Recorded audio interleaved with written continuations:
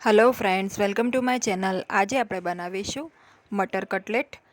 જો તમે મારી ચેનલ પર નવા હો તો મારી ચેનલને સબસ્ક્રાઇબ કરજો, જેથી આવનારી નવી વિડીયોની નોટિફિકેશન તમને સૌથી પહેલાં મળી શકે। તો ચાલો આપણે રેસીપી સ્ટાર્ટ કરીશું। સૌપ્રથમ આપણે આ રીતે લીલા વટાણા લેવાના છે। તો અહીંયા મેં લગભગ 1.5 કપ જેટલા લીલા વટાણા લીધા છે। હવે આપણે આમાં અડધાથી પોણા કપ જેટલી કોથમીર આમાં એડ કરીશું। સાથે આપણે આમાં લાલ મરચું પાવડર નથી વાપરવાનું, એટલે આપણે આમાં લીલા મરચાંનો ઉપયોગ કરીશું તીખાશ માટે। તો અહીંયા મેં 6 નંગ લીલા મીડિયમ તીખા મરચાં લીધા છે। તીખાશનું પ્રમાણ તમે તમારી ઈચ્છા પ્રમાણે સેટ કરી શકો છો। હવે આ ત્રણેય વસ્તુને આપણે મિક્સીમાં આ રીતે ક્રશ કરી લેવાનું છે। પાણી બિલકુલ નાખવાનું નથી અને આ રીતે એને ક્રશ કરી લેવાનું છે।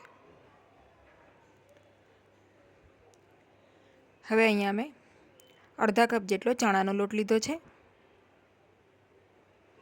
સાથે અડધા કપ ચોખાનો લોટ છે એ લીધો છે।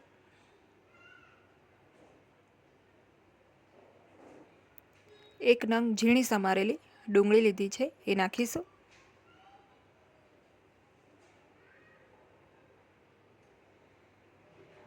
હવે આપણે એમાં થોડા મસાલા નાખી દઈએ। તો અહીંયા મેં ચીલી ફ્લેક્સ લીધું છે 1 ચમચી, ધાણા જીરું પાવડર છે 1 ચમચી, ચાટ મસાલો છે અડધી ચમચી, હળદર પાવડર છે 5 ચમચી અને ગરમ મસાલો છે અડધી ચમચી। આ બધા મસાલા આપણે આ મિક્સરમાં મિક્સ કરીશું। સાથે આપણે આમાં થોડી ખટાશ આપવા માટે આમચૂર પાવડરનો ઉપયોગ કરીશું। તો અહીંયા આ રીતે પોણી ચમચી જેટલો આમચૂર પાવડર લીધો છે। હવે બધું આપણે સારી રીતે મિક્સ કરી લઈશું। લાસ્ટમાં આપણે સ્વાદ પ્રમાણે મીઠું નાખી દઈશું અને આને પણ સારી રીતે મિક્સ કરી લઈશું। તો મિશ્રણમાંથી આપણે આ રીતના કટલેટ વાળવાની છે। તો તમે જોઈ શકો છો આ રીતનું મિશ્રણ હોવું જોઈએ, જેથી આપણે ઇઝીલી કટલેટ વાળી શકીએ। થોડો પાણીવાળો હાથ લેવાનો આપણે અને પછી મિશ્રણમાંથી નાનો ગોળો લઈને એનો બોલ વાળીને આ રીતે ચપટા એના વડા જેવું શેપ આપી દેવાનો, એટલે આપણી કટલેટ તૈયાર થઈ જશે।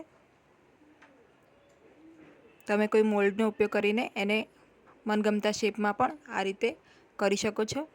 તો બધી કટલેટ આ રીતે વળાઈ ગઈ છે મારી।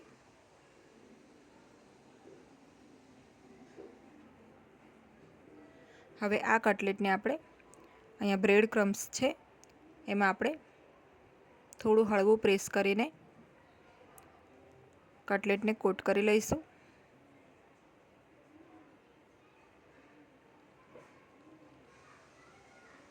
આ રીતે કોટ કર્યા બાદ આપણે એને બધી કટલેટ આ રીતે તૈયાર કરવાની છે। આપણે અહીંયા મેં ગરમ તવી કરી લીધી છે અને થોડું તેલ એમાં સ્પ્રેડ કરી લીધું છે।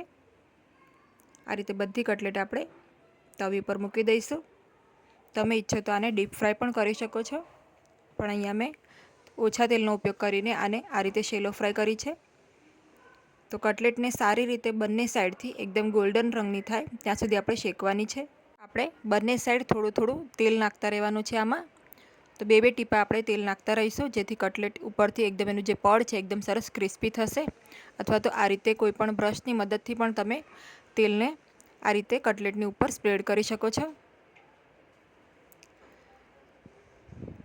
તો ઓછા તેલમાં અને એકદમ સરસ ક્રિસ્પી કટલેટ તૈયાર થાય છે। આ રીતે તમે જોઈ શકો છો કલર ખૂબ જ સરસ આવ્યો છે કટલેટની ઉપર। આ રીતે ગોલ્ડન રંગની થાય ત્યાં સુધી આપણે એને શેકવાની છે। તો લો ટુ મીડિયમ ફ્લેમ ઉપર આપણે આ કટલેટને શેકવાની છે। તો અહીંયા એક કટલેટ છે, તમને આ રીતે બતાવું છું, સરસ શેકાઈ ગઈ છે। તો આ રીતે બંને સાઈડથી આપણે કટલેટને શેકી લેવાનું છે। તવી ઉપર તમે વધારે પણ એકસાથે આ રીતે કટલેટ બનાવી શકો છો।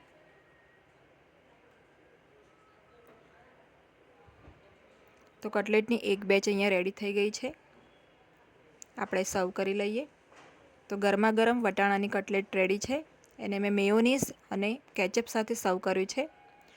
તમે એને ગ્રીન ચટણી અથવા આમલીની ચટણી સાથે પણ સર્વ કરી શકો છો. ઇવન ચા કોફી સાથે પણ એને તમે સર્વ કરી શકો છો. એકદમ ટેસ્ટી બને છે. તો એક વખત આ રીતે વટાણાની કટલેટ ચોક્કસ ટ્રાય કરજો. જો તમને મારી આજની આ રેસીપી ગમી હોય તો વિડીયોને લાઇક અને શેર કરજો અને મારી ચેનલને સબસ્ક્રાઈબ કરજો. Thanks for watching.